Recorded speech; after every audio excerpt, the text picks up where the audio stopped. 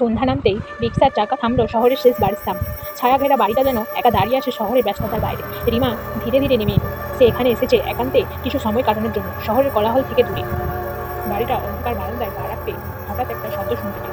মনে হলো কেউ যেন পেছন থেকে তাকে ডাকে, কিন্তু চারপাশে কেউ নেই। রিমা মনে এক ধরনের ভয়ে সে ভর করলো। সে দ্রুত ভিতরে ঢুকে দরজাটা বন্ধ করল। বাড়িটা ছিল পুরনো, মেঝেতে ধুলো জমেছে।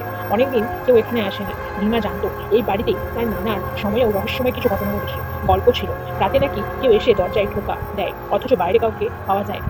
এসব কথাই সে আগে কখনো বিশ্বাস করেনি, কিন্তু আজ যেন সবকিছু সত্যি মনে হচ্ছে। রিমা নিজেকে শক্ত করার চেষ্টা করলো। এগুলো সবই ভুল, নিজেকে বলল সে। কিন্তু ঠিক তখনই দরজায় একটা ধাক্কা পড়লো। সে ভয় পেয়ে দরজা খুলল, কিন্তু বাইরে কেউ নেই। হঠাৎ বাতাসের ঝাপটাটা এসে মোমবাতিটা নিভে গেল। রিমা কাঁপতে কাঁপতে বারান্দায় গেল। বাইরে তাকিয়ে সে দেখলো অন্ধকারের মধ্য থেকে এক বৃদ্ধা ধীরে ধীরে তার দিকে এগিয়ে আসছে। সেই বৃদ্ধা ছিল তার বহু আগের প্রপিতামহ।